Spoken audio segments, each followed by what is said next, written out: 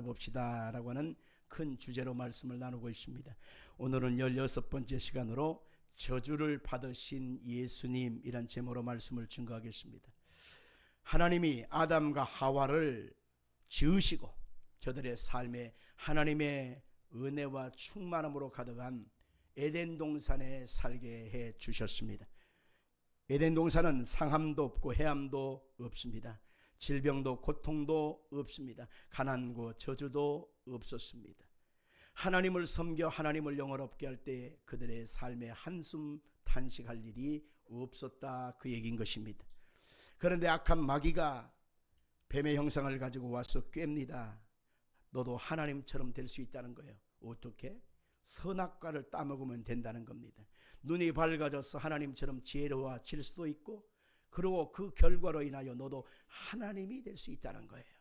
그 꿰매에 속아서 아담과 하와는 선악과를 따먹고 결국 하나님처럼 되려고 했던 그 교만과 욕심과 탐심이 결국 타락하게 되었는데, 그 영이 죽었다는 것입니다. 그 영이 죽었다고 하는 것은 하나님과의 관계가 끊어졌다는 것입니다.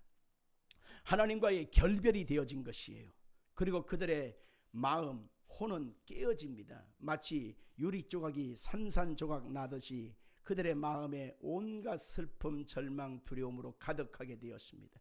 걱정, 탄식이 가득하게 되었습니다. 그들의 삶의 현장, 그들의 생업의 현장은 저주가 가득했습니다. 가시와 은건기가 돋아났습니다. 여기서 저기서 땀 흘리고 수고 속에 한숨과 탄식이 그치지 않는 절망의 세월을 반복하다가 결국 그들의 육신의 시간이 다 나아져서 그들의 육신의 생명이 끊어지면 결국 그들은 죽게 되는데, 이제는 영원한 사망의 지옥의 심판에 던져지게 되었다는 것입니다. 사람은 이처럼 한숨 속에 태어나고 절망 속에 살다가 영원한 심판에 던져지는 것이 바로 죄 때문이었다는 것을 알 수 있습니다.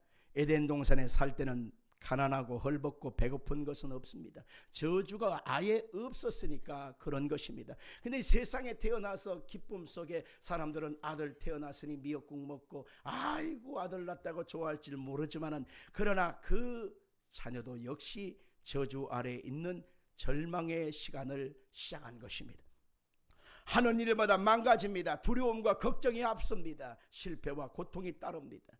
요즘처럼 경제적인 위기가 다가오니까 가장 취업받는 것이 바로 뭐냐면은 가정의 이혼율이 자꾸 높아진다는 것입니다. 먹고 사는 것이 힘드니까 그것 때문에 다툼이 일어나고, 그리고 싸움이 일어나고, 결국 가정이 깨지는 그런 일들이 비일비재해지는데, 예전보다 더 그 프로테지가 더 올라갔다고 하는 그런 보도를 보았습니다. 가난하고 헐벗고 배고픈 것은 하나님 뜻이 아니었습니다. 에덴 동산에서 하나님께서 처음 주신 계획은 저들의 영혼도 잘되고 범사도 잘되고 강건한 것이었습니다. 저주라고 하는 말의 원뜻은 카타라라고 하는 말로 쓰였습니다. 원뜻의 뿌리는 아래로, 못못으로부터 아래로라고 하는 뜻이 있는데, 이것은 악담하다, 파멸의 선언을 말하는 것입니다. 심판과 분리를 말하는 것입니다. 하나님의 말씀을 거역한 결과로 주어진 심판과 분리가 그들의 삶에 있어서 하나님의 은혜, 생명의 역사, 하나님 주시는 평강이 그들 속에서 깨어지고 말았다라고 하는 것입니다. 신명기 21장 23절에는 이 말씀을 이렇게 근언하고 있습니다. 같이 읽어봅시다. 나무에 달린 자는 하나님께 저주를 받았습니다. 그렇습니다. 나무에 달린 자는 하나님께 저주를 받았습니다. 선언되어진 그 말씀인 것입니다. 이처럼 하나님의 통치와 복으로부터 완전히 단절된 상태에서 인생은 이렇게 고통스럽게 수고하면서 사는 것이 인생에게 다가온 절망의 형벌이었다는 것입니다. 그런데 갈라디아서 3장 오늘 본문 13절에 보니까 예수님께서 십자가에 죽으셨다, 우리를 위해서 저주를 받았다 라고 하는 이 대속의 죽음을 얘기하고 있습니다. 대속이라고 하는 말이 바로 뭐예요? 오늘 이 대속이라고 하는 것은 substitution이라고 하는 말입니다. 예수께서 저주를 받은 사람을 위하여 대신하여 저주를 받았다는 것입니다. 저주를 받은 아담과 그의 후손들을 위하여 대신하여 누가 저주를 받았다고요? 예수님이 받았다는 것입니다. 마땅히 우리는 이것을 받아 내 운명이고 숙명이고 팔자로 우리가 그것을 알고 그렇게 인생을 살아야 되는데 2000년 전에 예수님께서 나를 위하여 대속 죽음이 되어 주셔서 저주를 대신 받아버렸다는 거예요. 아멘 하셔야 돼요. 예수님이 대신 십자가의 고난을 받으셨기 때문에 그 일로 인하여 우리 가운데 펼쳐진 어마어마한 하나님의 약속을 우리가 오늘 시간 분명히 알아야 하나님 앞에 우리가 어떤 존재요 어떤 은혜를 입은 자임을 알 수가 있는 것입니다. 그래서 오늘 이 시간에는 저주에서 해방시킨 사건을 중심으로 해서 하나님의 복을 받은 사람들의 모습을 살펴보면서 과연 나는 어떤 존재인가를 잠깐 살펴보고자 하는 것입니다. 성경에 보니까 아브라함의 고난과 그 결과를 통해서도 분명히 하고 있습니다. 하나님이 당신의 민족을 만들게 하여 수많은 사람들 가운데 하나님이 아브라함이라고 하는 사람을 택하셨습니다. 창세기 12장 1절로 3절 속에서 하나님이 아브라함을 택하셨습니다. 그리고 본토 친척 아비집을 떠나 내가 내게 지시할 땅으로 가라. 그러면 큰 민족을 이루고 하나님의 복을 받는 것입니다. 너를 축복하는 자에게는 복을 내리고 너를 저주하는 자에게 내가 저주하리니 땅의 모든 족속이 너를 인하여 복을 받을 것이다. 그렇게 말씀하고 있는 것입니다. 할렐루야. 그래서 하나님의 복의 근원 샘플 삼아서 아브라함에게 명령하신 것은 본토를 떠나라, 친척을 떠나라, 아비집을 떠나라, 내가 내게 지시할 땅으로 가라. 네 가지의 명령을 내렸지만 아브라함이 초신자였어요. 아직 그의 믿음이 견고한 신앙이 아니었기 때문에 그가 고향을 떠났지만은 그리고 가나안 땅이라고 하는 지정된 곳으로 하나님 앞에 그가 가게 되었지만은 부분적인 순종이었던 것을 봅니다. 아버지를 모시고 가지요. 그리고 조카 롯을 데리고 갑니다. 그리고 애굽 땅에 도착했지만 실상은 그 애굽 땅에 기근이 닥치고 어려움이 닥치고 굶주림이 오니까 그가 편법을 생각합니다. 야, 먹고는 살아야지. 어떻게 해야 되겠는가? 그래서 그 마누라를 살펴보니까 아직 어여뻐요. 봐줄만 해요. 그래서 가만 보니까 여보, 당신 부부 사이에 호칭하는 그 말로는 안 될 것 같아. 우리가 애굽으로 내려가면 그곳은 물이 능하고 살만한 곳이 되었지만은 실상은 그곳에서 당신을 빼앗아가고 나를 죽이면 결과적으로 우리는 다 끝나는 거 아니야. 어떻게 하지? 그래서 묘수를 생각한 게 그 부인한테 가서 딜을 하는 거예요. 여보, 당신 아주 봐줄만 해. 괜찮다고. 그런데 그 뭐라고 합니까? 당신이 나를 여보라고 남편이라고 부르는 순간에 우리는 다 끝나는 거야. 어떻게 해요? 당신은 나를 오빠라고 불러. 오빠. 아유 징그러. 근데 이제 그때 이제 남편은 부인을 어떻게 불러야 돼? 누이 동생, 여동생으로 부른단 말입니다. 그러면서 호칭하면서 애굽에서 그렇게 행세하고 살았는데 아직 봐줄 만한 아브라함의 부인 사라를 욕심내서 바로가 끌어가 버려요. 자기의 첩으로 데려간 것이죠. 그때의 그 보상으로 아브라함에게 좋은 집을 주고 먹을 것도 주고 노비도 붙여주고 살만하게 여유를 열어줬지만은 여러분들 그때 아브라함이 마누라 팔아먹고 행복했겠어요? 마음이 괴로웠겠어요? 괴로웠겠지. 그게 무슨 행복했겠어요? 거기서 주한상 차려놓고 그가 한 잔 딱 먹으면서 마음에 피눈물이 났을 거예요. 주현미가 그때 노래를 부른 것이 남자가 불 끄고 홀로 울 때면 위로의 말이랑 하지 말아요. 이런 노래가 있다는 거예요. 나는 그 노래를 부를 때마다 기가 막히다. 아브라함이 그때 이 마음이었을 것이다. 그때 아브라함은 가슴을 찌는 통해가 있고 하나님의 언약을 돌아보니 내가 너무 한참 멀어져 있던 것을 돌이키게 되었겠지요. 그때 하나님께서 바로의 마음속에 하나님이 깨닫게 하십니다. 그리고 환난을 줍니다. 그러니까 아브라함을 불러다가 어찌 된 거냐? 예, 실상은 우리가 여보 당신 부부입니다. 그런데 생존의 이기 때문에 당신 여보라고 부르지 못하고 우리는 누이 동생 오빠로 이렇게 행세하고 살았습니다. 실상은 우리 부부입니다. 그래 내가 큰 죄를 범할 뻔했구나.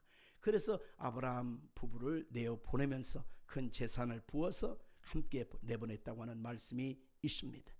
아브라함의 마음속에 아직도 하나님 말씀에 대한 온전함이 있지 아니하니까 함께 고난도 있었다는 것을 보게 되는 것입니다. 사람이 길을 걸어갈 때에 항상 그림자가 내 뒤에 따라다니듯이 우리는 온전치 못하기 때문에 실수 많은 존재이기 때문에 육체를 가지고 있는 사람들이기 때문에 허물과 연약함, 잘못으로 인하여 우리는 항상 무언가의 실수를 벌이게 되어 있는 것입니다. 근데 아브라함이 거기서 또 띄어버려야 될 것이 하나가 있는데 친척을 띄어버리라고 했지 않습니까? 조카 롯을 데리고 다녔습니다. 그런데 하나님께서는 말씀하신 뜻이 있지 않습니까? 창세기 13장에 그 조카 롯의 목자들과 아브라함의 목자들이 서로 싸우게 돼요. 푸른 초장은 적고 양들은 늘어가니까 서로 싸우게 되니까 이래서는 안 되겠다. 네가 좌하면 내가 우하고 네가 우하면 내가 좌할 테니까 우리가 갈라서자. 그랬을 때에 롯이 소돔과 고모라를 쫓아서 먼저 가버립니다. 허망한 그 아브라함의 마음에 텅 빈 마음속에 하나님이 찾아오셔서 동서남북을 바라보라. 바라보는 그 땅을 내가 너의 후손들에게 주리라 약속해 주었습니다. 하나님의 그 말씀을 쫓아 그가 바라보고 그가 믿음으로 나아가는 방향대로 하나님이 아브라함의 인생길을 열어주신 것을 보게 되는 것입니다. 하나님께서는 아브라함의 인생 속에 택하셨고 함께 하셨고 결국 아브라함이 99세 때에 너의 내년 해 되는 때 너에게 아들이 있을 것이다. 네 아내에게 아들을 낳게 하실 것이다. 아브라함이 99세 할아버지가 어떻게 낳아요? 못 낳잖아요. 그러니까 웃었습니다. 네가 웃었어? 너 웃었냐? 그러면서 하나님이 네 아들을 낳으면 웃음이라고 하는 뜻, 웃었다라고 하는 우리 이름으로 이삭이라고 짓게 하잖아요. 할렐루야. 참 하나님이 이름 짓게 하는 것도 참 신기하고 참 재밌어요. 유머가 가득한 분이에요.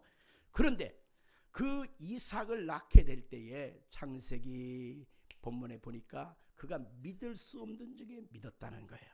히브리서 11장에 보니까 바랄 수 없는 중에 바랐다는 거예요.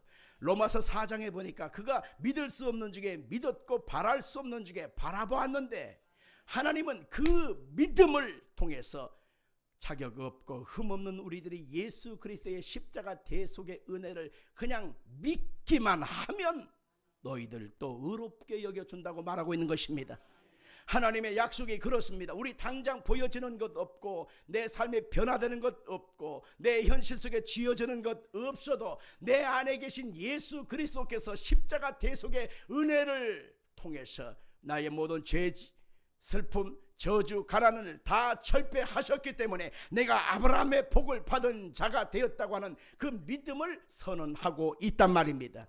그래서 우리는 예수 그리스도 예수 안에서 날마다 하나님의 복의 약속이 내게 이루어졌음을 성경에서 확인할 필요가 있는 것입니다. 신명기 28장 11절로 14절의 말씀을 같이 보겠습니다.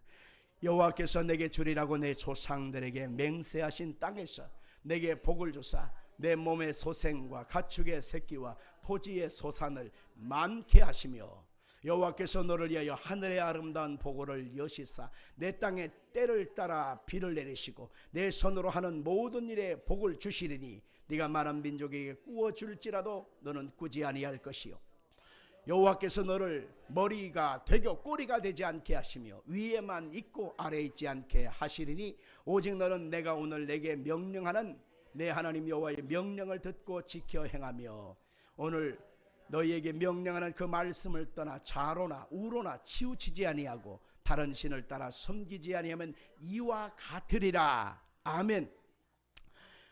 출애굽한 이스라엘 백성들에게만 그 말씀은 준 것이 아니라 오늘날 믿음으로 의롭게 되어진 우리들에게도 똑같이 오늘 시간 말씀하고 있는 것입니다.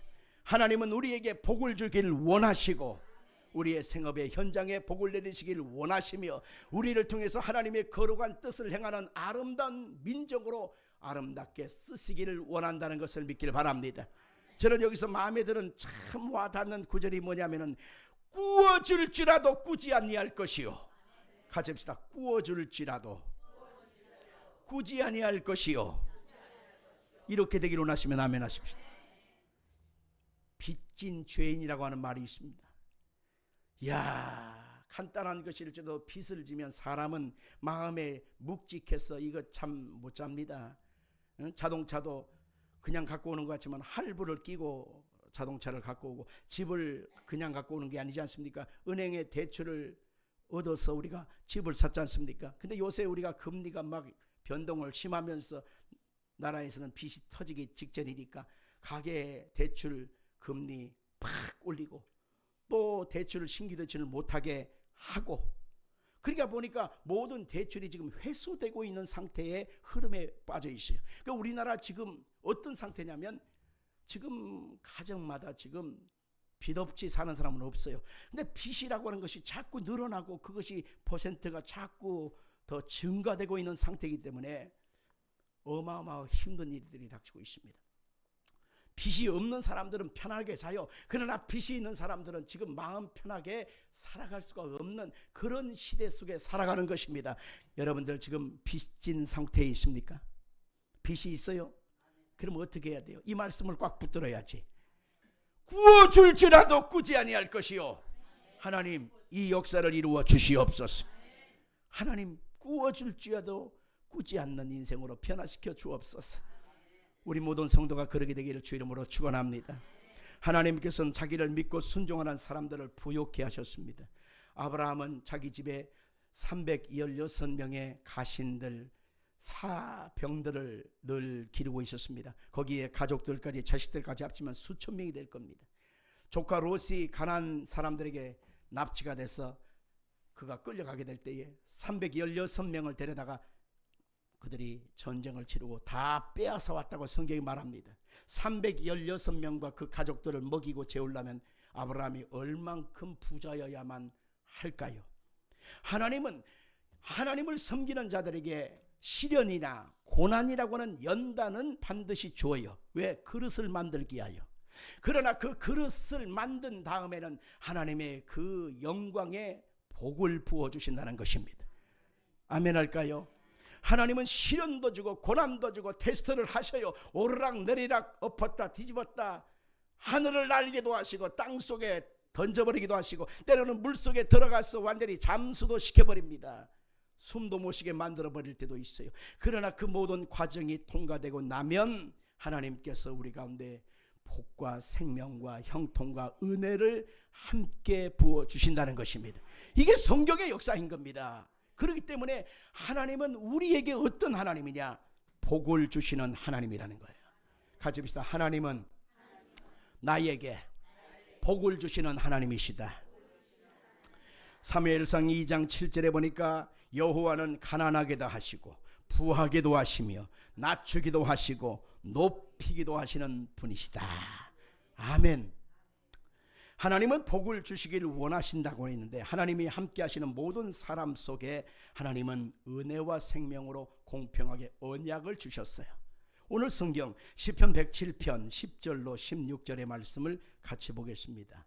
사람이 흑암과 사망의 그늘에 앉으며 곤고와 쇠사슬에 매임은 하나님 말씀을 거역하며 지존자의 뜻을 멸시함이라. 그러므로 그가 고통을 주어 그들의 마음을 겸손하게 하셨으니 그들이 엎드려져도 돕는 자가 없었도다. 이에 그들이 그 환난 중에 여호와께 부르짖으매 그들의 고통에서 구원하시되 흑암과 사망의 그늘에서 인도하여 내시고 그들의 얽어맨 줄을 끊으셨도다. 여호와의 인자하심과 인생에게 행하신 기적으로 말미암아 그를 찬송할지로다. 그가 논물을 깨뜨리시며 쇠빗장을 꺾으셨음이로다. 인생들이 왜 고난 속에 살아가느냐? 곤고와 쇠사슬에 또 흑암과 사망의 그늘에 앉게 되느냐? 그것은 하나님 말씀을 거역하며 지존자의 뜻을 멸시함이라. 그렇습니다. 불순종은 결국 흑암 속에서 얽매인 인생을 살게 되지요. 그러나 그가 환난 속에서 하나님 앞에 부르짖게 되면 그 고통에서 건져내신다는 것입니다. 하나님이 논문과 쇠빗장을 꺾어버린다는 것입니다. 고난을 끝내버리고 하나님의 은총을 주신다고 하는 것이지요. 로마서 8장 28절 같이 읽습니다. 우리가 알거니와 하나님을 사랑하는 자 곧 그의 뜻대로 부르심을 입은 자들에게는 모든 것이 합력하여 선을 이루느니라. 아멘. 예레미야서 29장 11절 이하도 귀합니다. 시작. 여호와의 말씀이니라. 너희를 향한 나의 생각을 내가 아나니 평안이요 재앙이 아니니라. 너희에게 미래와 희망을 주는 것이니라. 너희가 내게 부르짖으면 내게 와서 기도하면 내가 너희의 기도를 들을 것이요. 여기서 11절 하나님이 우리를 향한 생각은 어떤 생각이냐? 평안이요 재앙이 아니다. 너희에게 미래와 희망을 주는 것이다. 아멘 합시다. 작고 미미한 꽃, 그 꽃이 길가에 뿌려져 있어도 하나님이 그 꽃도 하나님이 피우시지 않으면 필 수가 없는 것입니다. 그 꽃 하잘 것 없어 보이지만 하나님이 그 꽃을 통해서 누군가가 희망을 얻고 소망을 얻을 수 있는 근거가 되기 때문에 그 꽃을 그곳에 하나님이 피어나게 하시는 것입니다. 하나님이 우리 속에 예수를 부어주셔서 우리 속에 하나님의 생명을 주고 희망을 주고 소망을 주고 새 힘을 주시고 일어나게 하시는 것은 우리를 통해서 하나님이 계획하신 아름다운 날들을 이루시게 한 것임을 믿으시길 바랍니다. 성경은 반드시 우리 가운데 이렇게 좋으신 하나님으로서 우리를 만나주고 계시기 때문에 하나님이 우리에게 희망을 갖고 계시는데 왜 우리가 절망합니까? 하나님이 우리가 잘 되기를 원하시는데 왜 안 된다고만 말합니까? 오늘 전에 본 여러분들이 불경기와 절망 속에서 캄캄함 속에서 이 시대를 보내고 있지만은 하나님이 내 안에 계시고 그분이 나를 사랑하시고 그분이 나를 위해서 십자가의 대속 죽음이 되어 주셨다는 사실을 마음에 믿기를 바랍니다. 우리는 주님이 나를 사랑하시는 좋으신 주님인 것을 우리는 광야에서 배고픈 자들을 먹이는 장면을 통해서 볼 수 있습니다. 남자와 아이까지 수만 명이 모였습니다. 남자를 세보니까 5천 명이었습니다. 보리떡 5개, 물고기 2마리밖에 없었습니다. 근데 예수님께서 축사하여 그들에게 떼어주시니 다 배불리 먹고 12바구니에 남겼습니다. 할렐루야. 4천 명을 먹일 때도 마찬가지입니다. 남자만 쏘아보니까 4천 명이요 더 많았습니다. 보리떡 5개, 보리떡 7개, 물고기 2마리 밖에 없었습니다. 그러나 똑같이 예수님이 배불리 먹고도 7강주리를 남겼다는 것입니다. 이 모든 주님의 역사를 보면서 주님은 그들을 불쌍히 여기셨다라고 말하고 있습니다. 오늘 우리가 살아가는 인생 속에서 우리를 불쌍히 여기시는 주님인 것을 믿기를 바랍니다. 그러므로 우리가 오늘 하루를 살면서 무엇을 먹을까, 무엇을 마실까, 무엇을 입을까 염려하지 마라. 이는 하나님 없이 살아가는 이방인들이나 하는 것이라는 거예요. 하나님이 내 아버지가 되신다고 하는 사실을 믿기만 한다면, 예수님이 나의 대속주물이 되어 주셨다고 하는 사실을 믿기만 한다면 오늘 극복할 수 있습니다. 승리할 수 있습니다. 하나님이 우리를 내버려 두지 않아요. 우리를 가만두지 않아요. 방치하지 않습니다. 버리지 않습니다. 오늘 그것을 믿으시고 승리하기를 주 이름으로 축원합니다. 인생의 고난과 시련은 있어도 하나님이 함께 하시면 우리가 복이 되어진다고 하는 사실을 우리는 성경에서 누누이 확인할 수 있지요. 신명기 8장 15절 이하를 같이 봅니다. 너를 인도하여 광대하고 위험한 광야 곧 불뱀과 전갈이 있고 물이 없는 간조한 땅을 지나게 하셨으며 또 너를 위하여 단단한 반석에서 물을 내셨으며 내 조상들도 알지 못하던 만나를 광야에서 내게 먹이셨나니 이는 다 너를 낮추시며 너를 시험하사 마침내 내게 복을 주려 하심이었느니라. 하나님이 광야를 인도한 백성들을 연단 속에서 낮추고 높이는 과정을 되풀이하고 계셨지만 여기에 보니까 마침내 너를 복을 주려 하심이라고 말하고 있습니다. 마침내가 뭐예요? 하나님의 결론 아니겠습니까? 하나님은 마침내 우리의 인생과 삶 속에 이것 주시려고 그 과정을 통과하게 하셨다라고 하는 것입니다. 저주를 제하시고 축복이 되어주시고 희망이 되어 주시려고 십자가의 대속제물이 되어 주시고 자격 없는 우리들을 하나님의 약속 속에 들어와서 예수 그리스도 안에 있는 생명을 얻어 풍성히 얻게 만들어주신 이 언약의 말씀이 얼마나 귀한지 몰라요. 우리가 하나님께 맡겨놨어요? 하나님 앞에 여러분들 저축해 놨나요? 한미천 하나님께 맡아주세요 한 적 없는데 우리는 매일같이 나와서 예수님의 이름으로 구하고 예수님의 이름으로 찾고 예수님의 이름으로 두드릴 수 있는 것은 2000년 전에 예수님이 나를 위하여 대속제물이 되어 주셨기 때문에 예수님의 이름으로 하나님 앞에 누구든지 나와서 구하고 찾고 두드릴 수 있게 되었다는 거예요. 갈라디아서 3장 13절 이하를 다시 한번 보겠습니다. 그리스도께서 우리를 위하여 저주를 받은 바 되사 율법의 저주에서 우리를 속량하셨으니 기록된 바 나무에 달린 자마다 저주 아래 있는 자라 하였습니다. 이는 그리스도 예수 안에서 아브라함의 복이 이방인에게 미치게 하고 또 우리로 하여금 믿음으로 말미암아 성령의 약속을 받게 하려 하심이라. 아멘. 여러분들 예수님을 주님으로 모셨으면 아멘 하십시오. 예수님과 함께 여러분들 산다는 것을 믿으시면 아멘 하십시오. 예수님이 여러분을 위해서 대속 제물이 되어 주셨기 때문에 이제는 예수 안에서 저주와 가난과 실패는 물러가고 아브라함의 약속된 그 복을 내가 받았다. 나는 이미 그 자격을 얻었다. 믿음으로 선언하기를 주 이름으로 축원합니다. 저는 할렐루야 아줌마였다라고 하는 최자실 목사님의 그 책이 있어요.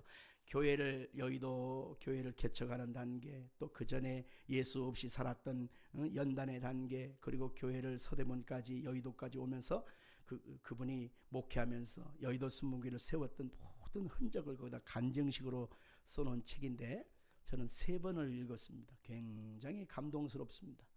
근데 최자실 목사님이라는 그분이 여의도에 오기 전에 저 불광동 거기 그 공동묘지 옆에다가 24인용 텐트 치고 교회를 개척했을 때의 그 감동이 굉장히 깊어요. 거기에서 이제 먹고 살 길이 없어요. 교인도 없어요. 그냥 가족끼리 예배를 드리는 거예요. 가만히 깔고 그냥 있으면 먹고 없으면 말고, 주시면 감사하고 없으면 금식하라는 뜻인 줄 알고 그렇게 해서 하루하루를 살아가는 거예요. 그런데 그날따라 쌀이 똑 떨어진 거예요. 물론 보리쌀이겠지, 섞어서 먹었겠지. 똑 떨어진 거예요. 끓일 것이 없어요. 그런 상황에서 어떻게 할까 하다가 최자실 목사님이 이 가락지, 것이 반돈짜리, 조그만 반돈짜리 가락지를, 금반지를 끼고 있던 것이 손에서 딱 기억나더라는 거예요. 여기 있다. 그래가지고 이걸 빼갖고 방앗간 쌀집에 가서 쌀을 사다가 씻어가지고 밥을 하고 반찬 대충 조금 차려가지고 준비를 했습니다. 그러니까 아침 먹을 시간이 한참 지났는데 밥 먹으라는 소리가 없으니까 조용기 목사님, 그 당시는 조용기 전도사님이잖아요. 먹을 게 없구나. 쌀이 뚝 떨어졌구나. 아, 금식 기도라는 뜻이구나. 그래서 하나님 앞에 간절히 눈물로 기도를 했어요. 그런데 그 기도하는 가운데 성령님께서 막 거룩한 하나님의 꿈을 줘요. 소망을 불어넣어. 아무리 눈을 뜨고 씻고 쳐다봐도 먹을 것도 없고 소망도 없고 미래도 없는 상황인데 하나님이 소망을 막 부어주셔. 기도하면 소망이 오는 거예요. 먼저 할렐루야. 하나님이 우리 가운데 소원을 두고 행한다고 빌립보서 2장 10절에 말하고 있잖아요. 그러니까 우리 속에 기도를 해야 소망이 생기는 거예요. 기도 안 하면 소망이 안 와. 기도하니까 소망이 막 가득한데 막 너무 감격스러운 하나님의 그 성령의 음성이 들려져 와요. 뭐냐면은 하나님이 너를 장차 은빛 날개를 타고 세계에 다니면서 5대양 6대 뒤에 많은 사람들에게 하나님의 복음을 전해서 너 때문에 많은 영혼들이 구원을 얻게 될 것이다 라고 하는 하나님의 음성을 그의 마음에 들려주신 거예요. 그리고 막 절망 속에서 일어선 거예요. 그러고 나서 이렇게 막 날개를 펴가지고 은빛 날개를 피면서 세계를 돌아다니면서 아프리카로 갔다가 유럽으로 갔다가 아시아로 갔다가 인도로 갔다가 중국으로 갔다가 남아메리카 북아메리카 호주로 갔다 온 세상을 돌아다니면서 복음을 전할 마음에 소망을 막 불어넣으니까 뭐 밥 먹는 것은 다 날아가고 근심도 어디건데 다 날아가 버리고 현실적인 문제가 다 날아가 버리고 그 희망이 일어서게 만들어 주는 거예요. 그래서 이렇게 밥 먹으라 해도 안 오니까 최하실 목사님이 가가지고 문지방에 구멍 넣고 이렇게 쳐다보니까 그 안에서 벌떡 일어서서 막 이렇게 춤을 추고 있다는 거예요. 미쳤나? 왜 저러지? 왜 저러지? 왜 춤을 추고 있나? 보니까 울면서 하나님 나를 그렇게 쓰실 것을 믿습니다. 하나님 나를 그렇게 하나님 인도하실 것을 믿습니다. 나를 도와주시옵소서. 막 울면서 기도하는데 밖에서 쳐다보고 있던 밥을 준비하던 그 최하실 목사님이 같이 울면서 조용히 하나님의 은혜를 입어서 반드시 저렇게 귀하게 쓰임받게 해 주옵소서 라고 같이 기도했다는 거예요. 과연 시간이 지나서 세월이 흘러서 보니까 그 고난의 때는 있었지만 주님의 말씀에 언약에 충만했던 성령의 사람 조용기 목사님이 과연 세상에 어떻게 쓰임받았습니까? 그 언약대로 시간을 낼 수가 없을 정도로 하나님 앞에 귀하고 존귀하게 쓰임받다가 하늘나라로 가셨지 않습니까? 할렐루야. 우리도 마찬가지입니다. 현실만 보면 낙심이지요. 절망만 보면 살고 싶은 마음이 없어지고, 아무리 사방을 둘러봐도 나를 도와줄 자가 없다고 생각하면 낙심이 되어지고 너무너무 살기가 고달파지지요. 그러나 우리 안에 계신 하나님의 약속, 예수 그리스도의 대속의 은혜를 마음속에 믿고 나아가면 날마다 승리의 삶을 살 수가 있는 것입니다. 하나님, 그분은 살아계신 하나님이 되어주시고 내 속에 성령으로 지금도 함께하고 계시고 그 성령께서 너를 통해서 아름다운 역사를 이루기를 원한다고 하는 사실을 지금도 말씀하고 있는 것입니다. 그래서 우리는 하나님 앞에 이 고난과 이 문제와 이 가난과 저주에서 묶여서 사는 것이 내 팔자라고 말하지 말아야 합니다.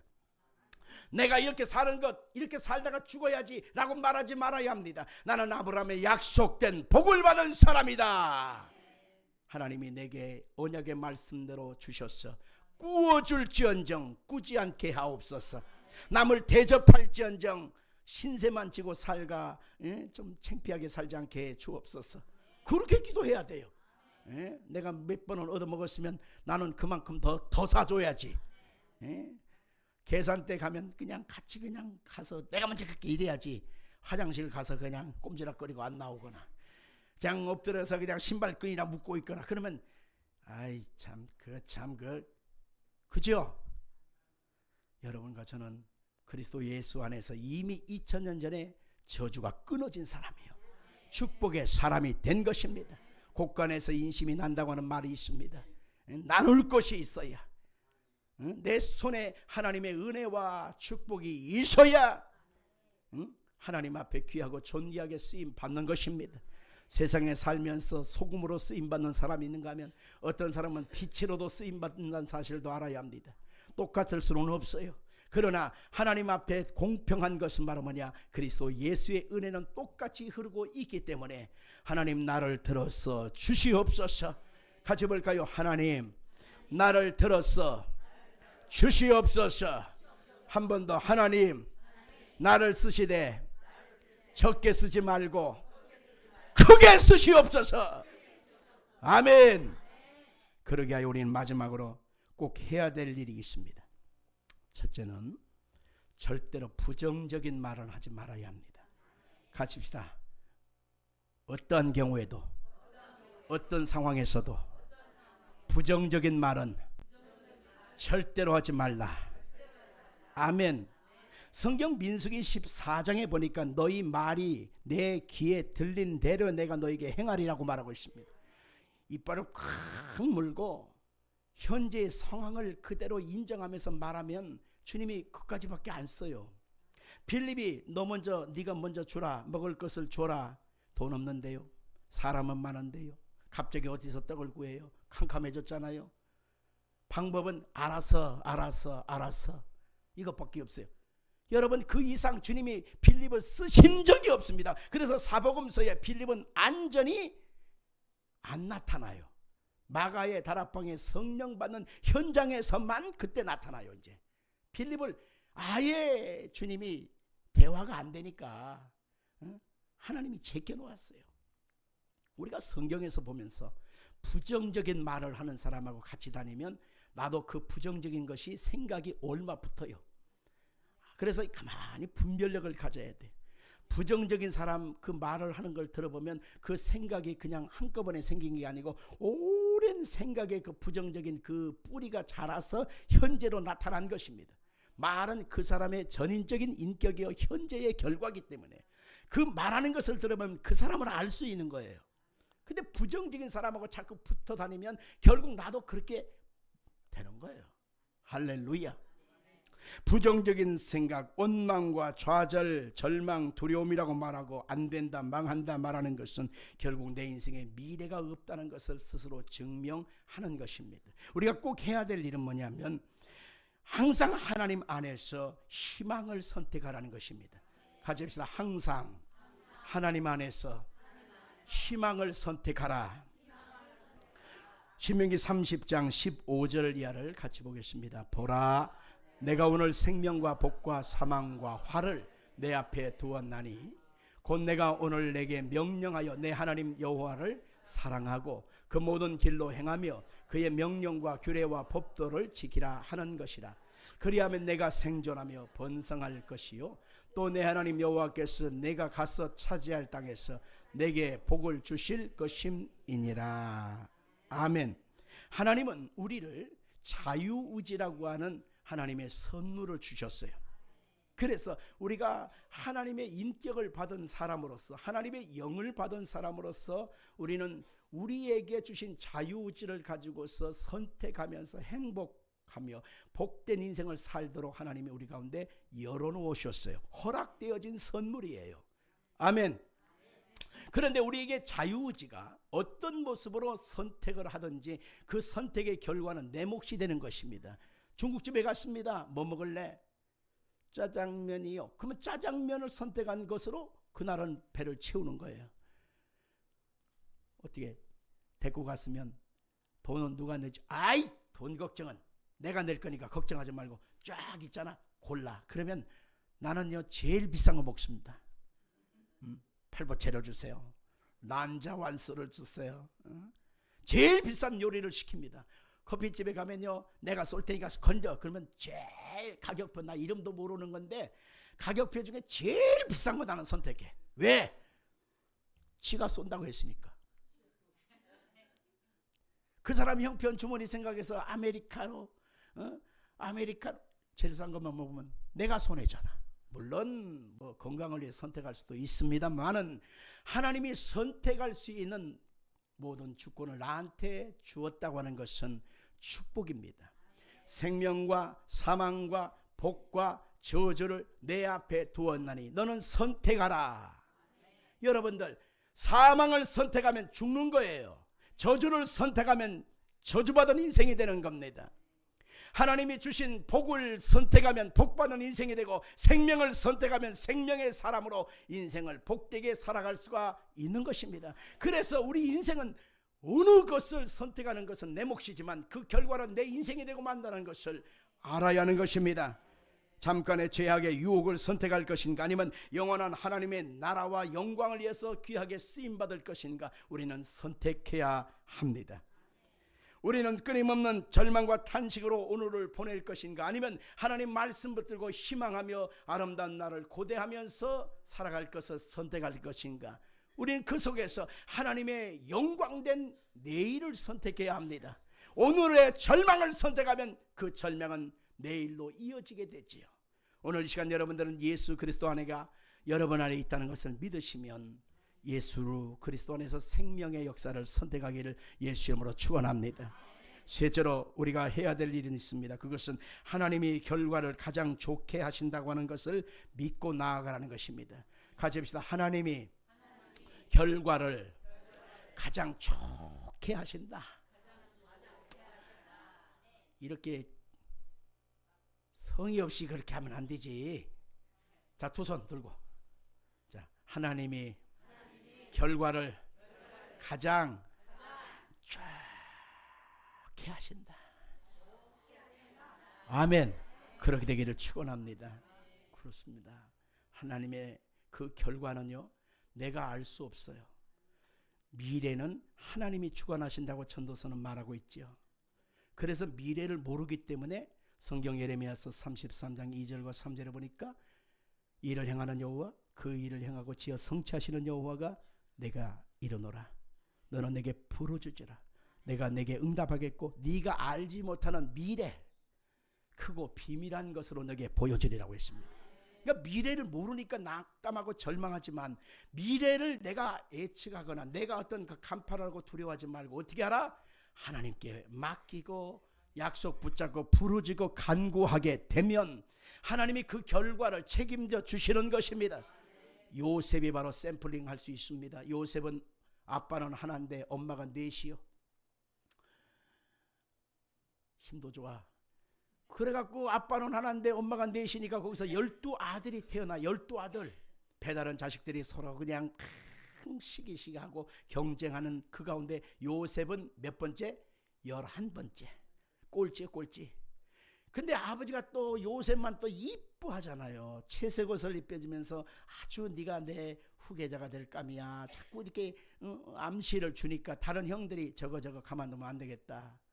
또 11볕단의 꿈을 꾼 얘기, 하늘의 11별이 저란 꿈 얘기, 그러니까 저거 끝내야 되겠다 싶어갖고 형들이 들판에 있을 때 바로 물 없는 구덩이에 던져서 요셉을 죽이려고 했잖아요.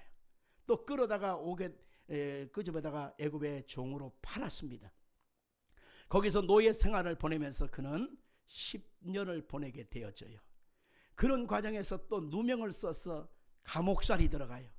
3년의 과정을 거기서 보내게 되어져요. 술 간원정이 거기서 또 배신을 때려요. 그래서 배신당한 그 쓰라린 절망 속에서 누구한테 하소연할 사람이 없어요. 찾아갈 사람도 없어요. 요즘 같으면 무료 변호사라도 있지 그런 것이 어디 있어요? 아무도 없습니다.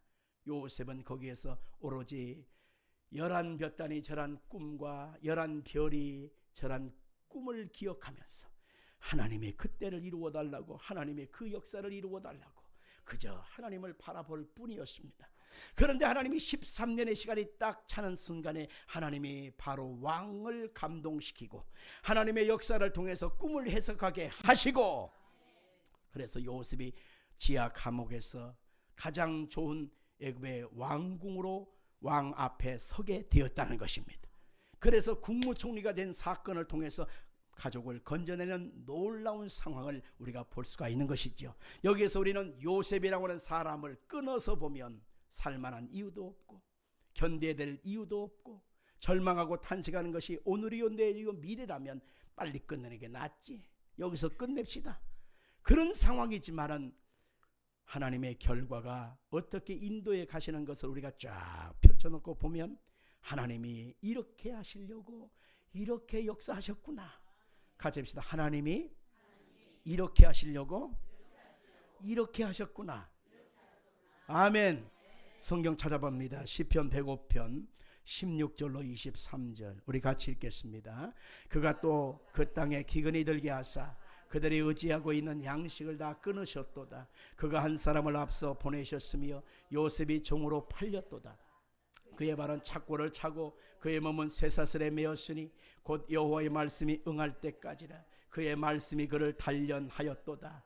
왕이 사람을 보내어 그를 석방하며 못 백성의 통치자가 그를 자유롭게 하였도다. 그를 그의 집에 주관자로 삼아 그의 모든 소유를 관리하게 하고 그의 뜻대로 모든 신하를 다스리며 그의 지혜로 장로들을 교훈하게 하였도다. 이에 이스라엘이 애굽에 들어가며 야곱이 함의 땅의 나그네가 되었도다. 아멘.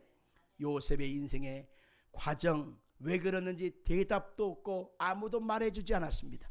그러나 그 결과를 누가 책임져 줬어요? 하나님이 책임져 줬습니다. 말씀이 응할 때까지 고통의 시간은 있었지만 그 말씀이 응한 시간에 보니까 요셉을 하나님이 결과를 좋게 하시더라는 것입니다. 이 장면을 바로가 어떻게 말했는지를 봐야 됩니다. 창세기 41장 37절 이하를 봐야 합니다. 시작. 바로와 그의 모든 신하가 이 일을 좋게 여긴지라. 바로가 그의 신하들에게 이르되 이와 같이 하나님의 영에 감동된 사람을 우리가 어찌 찾아올 수 있으리요 하고 요셉에게 이르되 하나님이 이 모든 것을 내게 보이셨으니 너와 같이 명철하고 지혜 있는 자가 없도다. 너는 내 집을 다스리라. 내 백성이 다 내 명령에 복종하리니 내가 너보다 높은 것은 내 왕자뿐이라. 바로가 또 요셉에게 이르되 내가 너를 애굽 온 땅의 총리가 되게 하노라 하고 자기의 인장 반지를 빼어 요셉의 손에 끼우고 그에게 세마포옷을 입히고 금 사슬을 목에 걸고 자기에게 있는 버금수로에 그를 태우매 무리가 그 앞에서 소리를 지르기를 엎드리라 하더라. 바로가 그에게 애굽 온 전국을 총리로 다스리게 하였더라. 바로가 요셉에게 이르되 나는 바로라. 애굽 온 땅에서 내 허락 없이는 수족을 놀릴 자가 없으리라 하고 인생을 자꾸 끊어보려고 하지 마세요. 왜 내게 이런 고난이, 내가 뭘 잘못했다고 항상 이것만 반복하면서 탄식만 하면 해답이 없습니다. 하나님이 앞으로 펼쳐놓을 아름다운 날들을 기대하십시오. 하나님이 아름다운 결과를 준비하셨다는 사실을 믿길 바랍니다. 오늘 그 하나님이 내가 주를 바라보는 것, 주의 말씀을 붙드는 것, 믿음으로 살아가는 것, 순종하는 것, 그것을 다 보고 계셔요. 아멘 할까요? 겨울이 가득합니다. 얼음이 얼었습니다. 날씨는 자꾸 추워집니다. 오그라듭니다. 아이고 빨리 겨울 좀 지나갔습니다. 빨리 겨울 좀 지나갔으면 좋겠다. 이렇게 하지만 여러분들 가만히 보세요. 봄을 이기는 겨울은 없는 것입니다. 하나님께서 어느 순간에 따뜻한 햇빛이 떠오르고, 그리고 하나님이 온도를 올리시니까 어느 순간에 겨울은 순식간에 사라져요. 근데 꽃이 피는데 한꺼번에 피지 않는 것을 알아야 돼요. 한꺼번에 피지 않습니다. 산수유가 먼저 피고, 진달래가 먼저 피고, 벚꽃이 피고, 목련꽃이 피고, 그거 다 지고 나면 끝난 게 아니에요. 다음번에 뭐가 피어요? 철쭉이 피지요.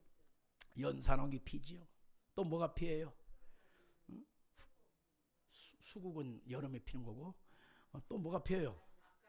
아카시아는 봄에 제일 끝에 피는 거고, 나일락 그 꽃이 피고, 그러고 나서 튤립이 피고, 장미가 피고, 마지막으로 아카시아가 피고 나면 봄이 지나가요. 근데 이상하게 한꺼번에 그냥 같이 짠 하고 왜 피지 않고 이렇게 시간차를 두고서 천천히 지고 하실까요? 그건 하나님이 나를 위해서 그런 거예요. 여러분을 위해서 그런 거예요. 봄꽃이 한꺼번에 피었다가 한꺼번에 져버리면 화무십일용이라고 했잖아요. 열흘 이상 붉은 꽃이 없어요. 그냥 떨어지게 돼 있어요. 그러니까 하나 지고 나면 또 실망할까봐 또 다른 꽃을 피워주고, 하나 떨어지면 또 좋은 꽃을 피워주고, 향기 나는 꽃을 피워주고, 이것도 봐라 저것도 봐라 저것도 봐라 이것도 봐라. 할렐루야. 하나님이 우리에게 끊임없이 사랑한다고 하는 증거가 그 자연의 꽃을 통해서도 알 수 있듯이 우리의 인생은 좋은 일이 펼쳐지게 되어 있어요. 예수 안에서. 여러분에게 그렇게 되기를 주의 이름으로 축원합니다. 살아계신